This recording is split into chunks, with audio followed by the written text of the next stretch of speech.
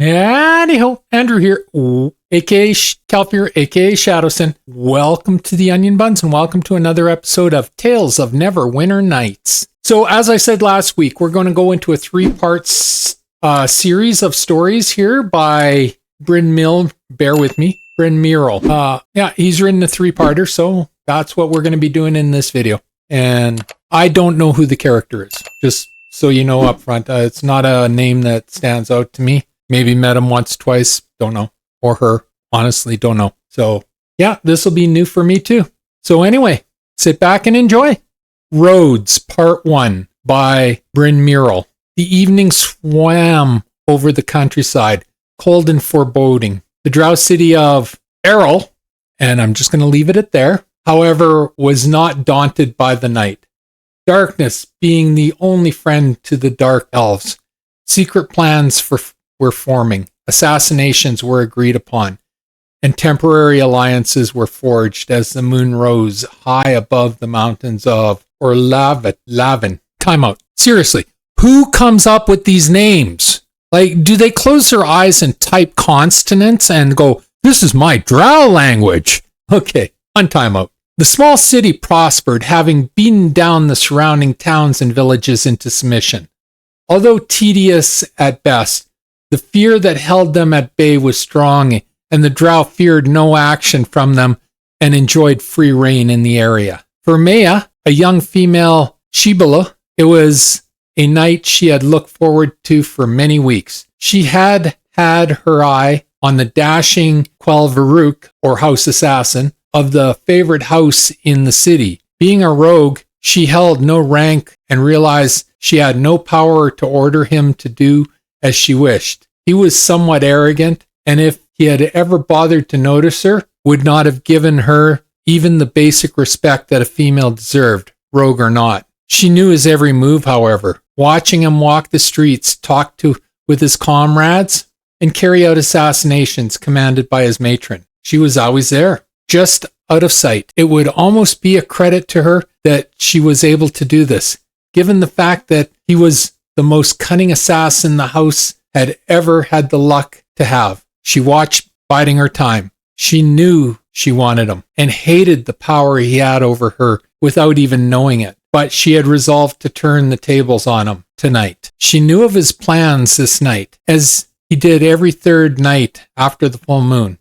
He would go to his favorite tavern and drink the night away with one or two comrades. Always he was the last to leave. She left early, going to this inn and retiring to a dark, secluded corner to watch and wait. As expected, he arrived with a Yathrin, the second daughter of the same house. They spent the night in merriment, laughing quietly and flirting shamelessly, drinking the tavern out of their best wine. Maya smiled to herself, knowing that her plans would see themselves through. Sure enough, when the moon was several hours past her zenith, the Drowess excused herself and retired to her dwelling, leaving the young assassin alone with his wine and his blurry thoughts. It was now that Maya acted. She stood and slowly walked to his table. Standing before him, she gazed onto his unfocused eyes, gathering a resolve. Even in his drunken state, she knew he could be a formidable enemy. She raised his head slowly, his head lolling on his neck. He smiled a broken smile. Venue, dos, shibli, elg, keris, he drawled. She smiled at his insult, her courage restored. Although she was young and untrained, she did know a few simple spells, one that suited her task. He was obviously in no shape to resist her either, cunning or not, whispering a spell to induce friendship and submission, ending with a silent Loth Tumala. She smiled at him and said only, come with me, Quelvaruk. His eyes flared red around the edges, but he stood with a smile. She turned and walked out confidently as he followed behind her like a small puppy. Deep inside, beyond the magic and the wine, his mind resisted, but the combination of alcohol and her spell was too strong. She led him back to her cottage, where she used him mercilessly, venting all her love, as only the drow know it, upon him. When she finished, she led him back to the tavern and sat him down at his table. By now the alcohol was wearing off, and his returning senses struggled at the spell, slowly winning. Maya saw this. She turned to leave. Before she did, she whispered in his ear as the last of her now feeble spell wore off. You have given me what I wanted, Quelel Veluk. You have given me a piece of your life. She placed a gentle hand on her belly and walked out proudly, even as his mumbled curses became more and more coherent. Rhodes, Part 2. The assassin jumped to his feet furious. With only Maya's death upon his mind, he strode out of the tavern intent on catching her and doing all sorts of horrible things to her for what he saw as a vicious insult to his station. Peering in either direction, he searched in vain for a sign of her whereabouts. Sasan das el Caress, he swore. You have had your way with the wrong male. A plan began to form in his mind, and he began to smile. As the early sun rose, he hurried back to the house to speak to his Ilharis. As he entered the formidable building, he rehearsed the words he would say to her. He entered the main temple, but found it empty except for the fourth daughter, whose task it was to watch over the temple. Walking slowly up to her, his gait casual and unassuming, he bowed low. Rise, Quelel Veluk, she said with a smile. He rose slowly and, returning her smile, said, Where is the Mala Ilharis, your mother, young Yathrin? I do not know. I believe she may still be asleep in her chamber with the Ilharn. She shrugged, nodding. He walked away to his chambers, deciding that sleep would probably do him some good as well. He woke several hours later, not being one to waste his day away in slumber. Quickly dressing, he made his way back to the temple. The Mala Ilharis Roslin was discussing some house business with several other Yathrin of her house. When she saw the house assassin enter, she smiled with a slight look of relief. Day-to-day business being something she did not exactly enjoy. He fell quickly to one knee, bowing his head. He said, Venu Mala Ilharis. She nodded. Rise, Veluk, and tell me what is obviously troubling you. Glancing at the others, he gave her a look that meant that he wished to discuss this in private. With a slight wink in his direction, she sent the others away. One by one, they left without question, displaying the complete control she maintained over her household. Come, tell me now what you have to say, she said, monitoring him to move closer. I have a request to ask of you, Ilharis. I have been wronged greatly last night, and I wish for revenge. At first I intended to end this one's life, but now I feel death is too easy. I wish it to be something that will torture them for the rest of their life. What is it that was done to you? Rosalind asked, her eyes flashing fire. Tell me what they have done, and what you wish to be their punishment, and it shall be done. You have served me very well, and without question, you deserve to be granted this request. Leaning forward, he told her what had transpired the night before and outlined the punishment he would like to see carried out. At first shocked, then angered, Ilhar smiled at his cruel idea. Axis, I like it very much. Very well then, she said coldly, and called for some of her personal guards. I wish Doss to scour the city and find Shibli by the name of Maya, she instructed. Bring her directly to me as soon as she is found, and do not delay. Going to one knee, the guard master said, Ados Quareth Mela Haris, and rising quickly left to carry out her demand. Rhodes, Part 3. Several hours later, the guards returned, triumphantly escorting Maya between them. Walking up to the Ilharis, they forced her to her knees, bowed, and backed away.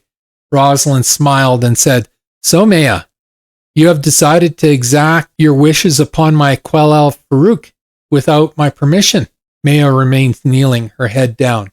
She was still very young and was afraid of the Ilharis. This was not what she had expected to happen. In fact, the guards had discovered her packing for travel. She had intended to leave the city and head to another city, one where no one knew her, to raise her child.